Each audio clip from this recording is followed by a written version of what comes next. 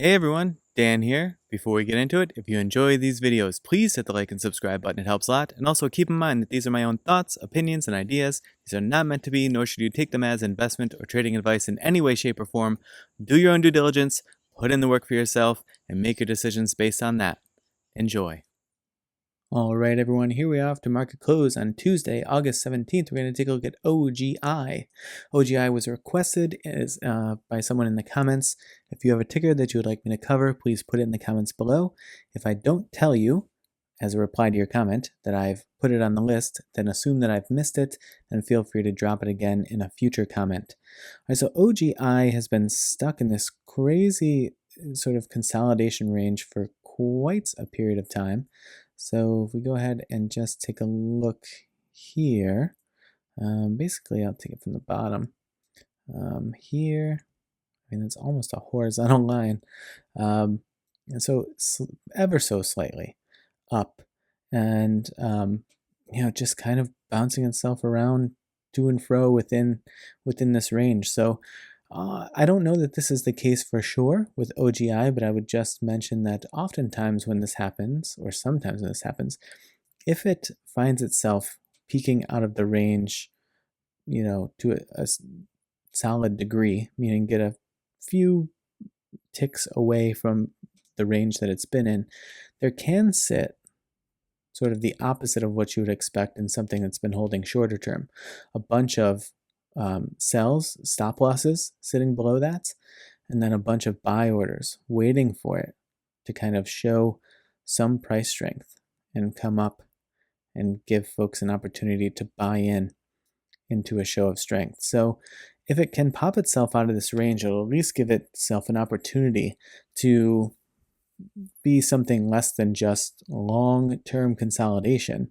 And there could be, like I said, I don't know for sure, but there could be some limit buys up there, and there could be some stop losses down here. So something to potentially look at as this thing tries to shake out. Now, there's not a whole lot else that's going on at the moment, so I would flip over to the indicators. But for the time being, if I'm playing this day to day, which I'm not, but this range basically extends from like 20 or 240, say at this point, up to in the coming days about 331. So honestly, like a decent percentage range.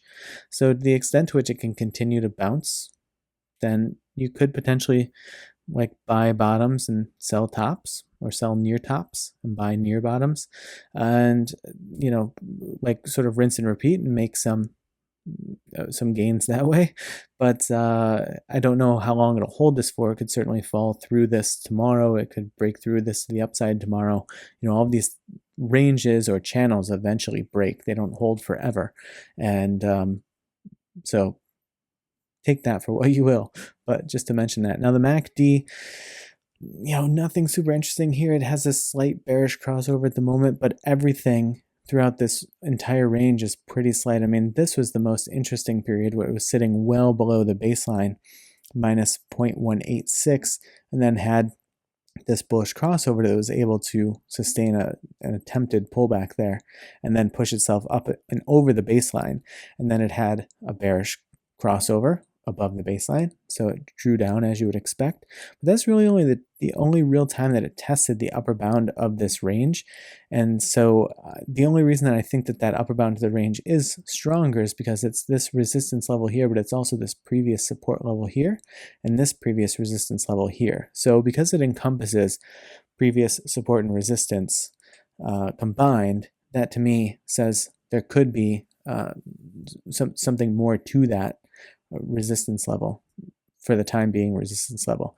But if it could flip it to supports, then that could be a really great support level, and potentially aided by some buying pressure that's sitting above that, just sort of waiting for it to make a move. But this bearish crossover effectuates, this could push it out to the bottom, and we could see if there is any selling pressure that exists just below this range or not.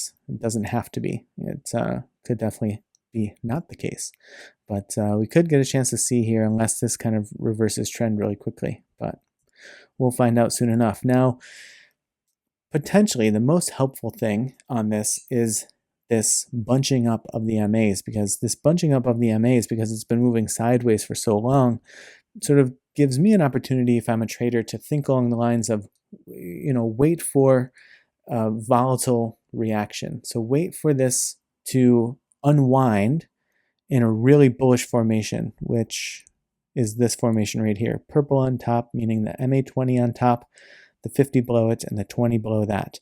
So if we see it make really rapid moves in a direction after it's bunched up, that could say, okay, here's a swing to catch. And then, of course, all swings eventually end, so you'd want to keep an eye on what's happening with the MAs, probably what's happening as the MACD, starts to lose momentum and falls through. And, set yourself, obviously, a good exit plan as well. But this could also break to the downside, of course. I don't know if we have a good example of that, what happened prior to this downtrend.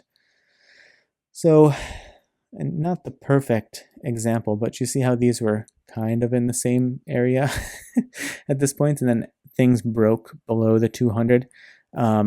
And even then the 20 broke below the 50 up here, so initiating the bearish downturn, and then the 20 additional bearish downturn crossing below the 200, dragging the 50 down with it. That one's not as great as an example of this one as this one, but it would be similarly. It would be a big turn down where the 20 would be leading the way downward, and then the 50 would be over it, and the 20 would be, or the 200 would be on top. And that would be fully bearish formation, would add a lot of pressure downward. RSI looking slightly, depending on what it does right here, but it could be looking slightly bullish. It was trying to build some momentum here, right? Making these series of higher lows. Now it's sort of peeled off a little bit after this weird spike in just a day.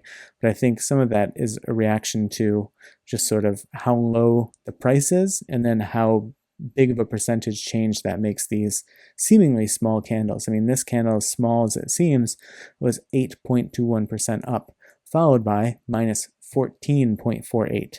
So those candles represent that significant of a move. So in that way, you could be playing some kind of micro movements within this tight range here, and scooping up profits. But to me, to jump into this sort of out of nowhere to play that, I would need to be super familiar with the stock to feel like I could really make that worth my time. But maybe you are, and that would be beneficial.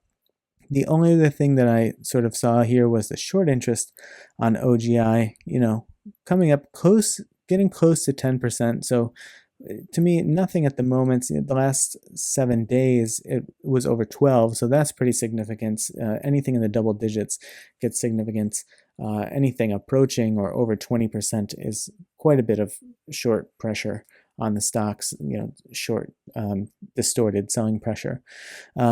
Utilization also kind of high for this short interest to be so low, so would want to keep an eye on that to see if that continues to creep up as well, and add some additional selling pressure into OGI and potentially pushes it out through the bottom of this range. But between the last 7 days to now, they've peeled back quite a bit. So who knows what the plan for the short sellers is, but something to potentially keep an eye on. All right, well, good luck if you're in this one. I certainly wish you the best, and I appreciate you watching. I will see you in the next video.